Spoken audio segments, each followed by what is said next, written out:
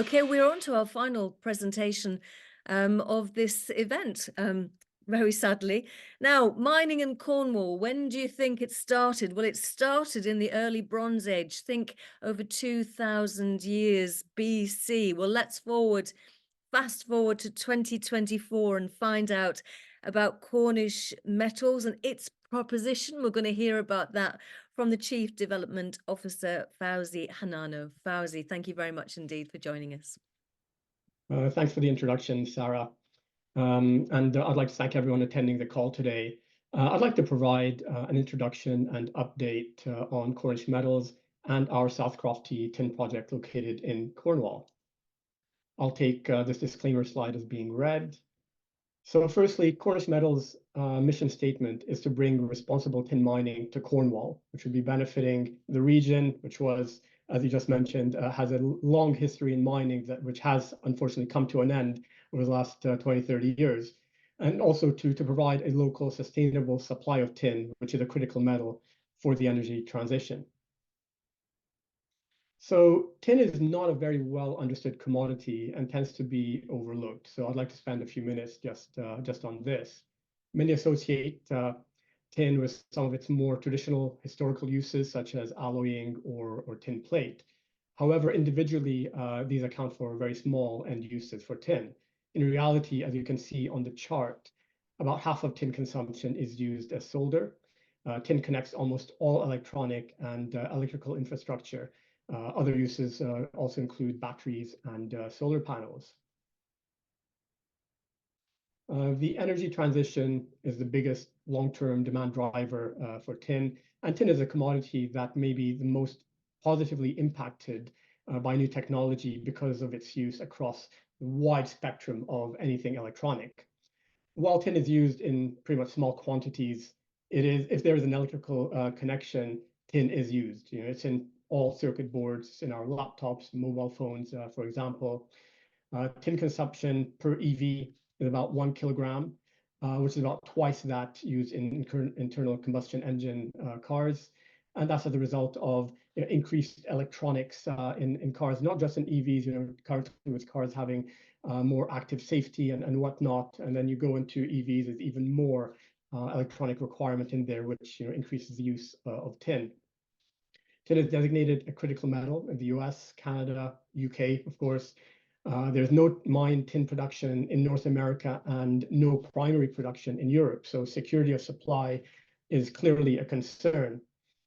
The majority of production, as you see here lower on the slide, which is from Asia, and that accounts for about 70% of mine supply and over 80% of refined production. So that is quite an alarming figure. And most of this comes from three countries, China, Myanmar, and Indonesia.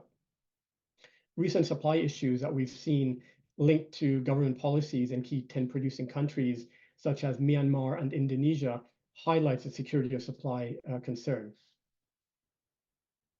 And looking at the longer term prospects for tin, it's expected, demand is expected to grow by nearly 30% in the next 10 years. But we don't expect supply to be able to keep up. So it's expected that there will be growing market deficits coming on from later this decade. Our South Crofty tin project can play a role in bringing new supply to the market and become a local producer of tin, which makes it a strategic asset in the UK. It's a high-grade asset, being the fourth highest grade in the world and highest grade non-producing tin project. It's been in production for over 400 years. It started in 1592 and stopped operating about 25 years ago. The reason it stopped is not because the asset ran out of tin, but rather because of the depressed metal prices. Tin prices collapsed in the mid-1980s, and most hard rock tin mines stopped producing as a result. South Crofty kept going for another 13 years. Up until 1998, which is testament to the high grade and low cost nature of the mine. South Crofty is fully permitted and has existing mine infrastructure, which is very, very beneficial. And there will be no surface waste, with all tailings to be backfilled underground. Here you can see a view of the South Crofty mine, which is the blue purple area in the middle. The image points to a long history of mining over hundreds of years and more in the Camborne Red Ruth region, as seen by the large amount of shafts, which are the yellow lines scattered all over this image. A lot of which is in the shallower sedimentary rock that hosted high-grade polymetallic mineralization of copper, tin, and zinc. There's a lot more resource growth potential in the deeper granite that hosts the South Crofty high-grade tin. As you can see, it's a lot less shafts going into the deeper regions on this image. In September of last year, we released an updated mineral resource estimate for South Crofty. This produced a nearly 40% increase in tons in the indicated category and over 30% increase in contained tin. As you can see from the image on the lower left part of the slide, we believe there is potential for significant further resource growth at South Crofty with a deposit open in all directions. As such, we see potential to materially raise the current resource of about 5.5 million tons. But it's not just South Crofty. We see potential exploration upside elsewhere, and we're currently drilling at the nearby Wide Formation target, which lies, if you can see on the image here, that kind of blue area in the image, which is only about 1 kilometer south of the South Crofty infrastructure, which is this little area in the middle of the image. A previous drill program that we completed a couple of years ago returned an intersection of nearly 3 meters at 1% tin, and that was a discovery hole of this target. We are currently about halfway through a 9,000 meter drill program with 2 drills on site. The Wide Formation mineralization structures have been intersected where expected from the holes that have been drilled to date, so that is quite a positive. And we believe that the Wide Formation is potentially a new district size mineralization that lies beneath and parallel to the Great Flat Lode, which you can see here, the top red line, which is a zone that has been mined in the past. So the Wide Formation, which is the 2 parallel lines lower on this image, we believe it has a potential not just to extend the mine life at South Crofty, but also to increase the throughput of the South Crofty project. So in terms of current activities, the Cornish Metals team has been very busy in 2023, achieving numerous important milestones, and we expect this to continue in 2024. As I mentioned before, we updated the South Crofty mineral resource with a significant addition in tons. We've built and commissioned the water treatment plant, which you can see on the top right of the slide. And dewatering of the South Crofty mine is well underway, with water levels down now to about 260 meters below the surface. The metallurgical drill program was completed last year, and we've also seen very positive results from the ore sorting tests. You can see this image here with a red machine from Tomra. That's an ore sorter that was used, where it returned about a 50% waste rejection with only 3 to 5% metal loss. This will have expected benefits towards the capital and the operating costs of the process plant. The feasibility study is underway with many components completed. And just this morning, we announced that we plan to publish a preliminary economic assessment for the South Crofty project in the first half of this year that will provide an interim guidance ahead of the publication of the feasibility study later on. This here is the indicated timeline. We're targeting end of 2026 for first tin production.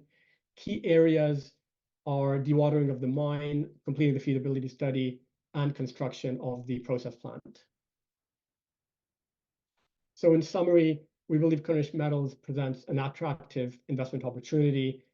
We wholly own the South Crofty project. It's a high-grade, high-value project. It's fully permitted, benefits from existing infrastructure, as well as having strong community and local government support.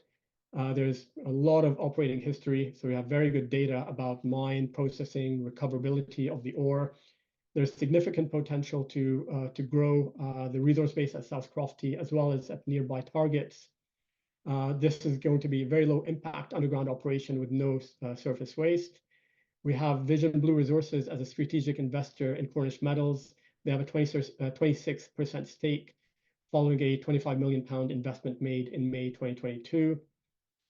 And lastly, tin is a critical metal that is essential for the energy transition, and South Crofty presents an opportunity for domestic tin supply to the UK and Europe. So that's the end of the presentation. Thanks for your time today. And if we have any time remaining, I'm happy to answer any questions. Fawzi, we do have time remaining. Now, when I was doing my research yesterday, I was listening to one news outlet, and they were talking about more warmer, wetter winters and more ferocious storms due to climate change. So I was just wondering, how will that impact dewatering for the life of mine, if this is to be the case? Well, we don't think that should have much of an impact. Now, we currently have the water treatment plant that I showed earlier. I'll go back to that slide to show the image where you see three, as you can see here, there's three parallel streams that are running, each of about 8,500 cubic meters. Based on historical data, the average water ingress into the mine is about 6,500 cubic meters. So only one of these streams is more than sufficient to keep the water levels at the level that they are at. Whereas the other two are used to dewater. We actually, incidentally, during the Christmas period, as most who stayed in the UK would know, had a significant rainfall, especially in the Cornwall area, and that despite that, we see the water levels having dropped to levels that are lower than had been projected. So we're quite confident that we will be able to dewater the mine within the 18-month period that we have guided. And during the operation of the mine to keep it dry. Very good, Fawzi. Understood. Paul asks, when do you anticipate first release of wide formation drill results? And when did the first samples go into the lab for analysis? So this is a 9,000 meter, about 14-hole program where, like I mentioned, close to halfway through. We would expect in the very near term to release the assay results for a good number of the holes that would have been returned. Can't answer with certainty exactly when the first samples went into the labs, but that would have been sometime in Q3 or Q4 of last year. So I think people are assuming that you've got encyclopedic knowledge, Fawzi, because Sat asks, how does your cost base compare with China and Indonesia? Well, what I'd highlight here, we are completing a PEA that will be coming out in H1 of this year. So I'll not refer to figures that were published in our last PEA that was several years ago in 2017. But the expectation is that South Crofty will lie well within the low part of the cost curve, of the global tin cost curve, given the high-grade nature of the deposit. And we do have historical processing data that demonstrates this. Looking at the PEA from 2017, it indicated an all-in sustaining cost of close to about $10,000 per ton, which is very low. It's something that's being currently updated for the new PEA, but we are quite confident this would remain a very low-cost operation. So Fawzi, local support has been a theme throughout this entire webinar. And right at the end there, you said you had sort of local government support, but what about sort of residential support, the potential work pool that will be hopefully working at South Crofty? What about local support? Is that as engaged as local government and local administration? Very much so, if not more. We're constantly engaging with the local communities, and there is a lot of support for the South Crofty project. Of course, there's history. Is the project that has been operating for quite some time. So a lot of pretty much you could cross many people on walking down the road who either know about the project or know someone either related or a friend who had been working there in the past. We actually have someone on our team, and one of our board members, actually one of our directors, was the mine manager and shut off the valves when the mine was closed in 1998. So there's a lot of history there and a lot of support, and we do a lot to engage with the local community. We're also proud that out of our 55 personnel currently at site, all but one are local to Cornwall. So we do make sure that we employ as much local talent as we can. Cornwall, is not in mining is not new to Cornwall. We've got the Camborne School of Mines with a lot of expertise that have come through, graduated from there, and found themselves in other jurisdictions, getting mining experience. And we believe we could be able to attract some of that expertise back into the region. That's wonderful. It's very familial. Thank you very much, Fawzi, for your time. It was a lovely way to end this very interesting webinar. Thank you very much. Thank you, Sarah.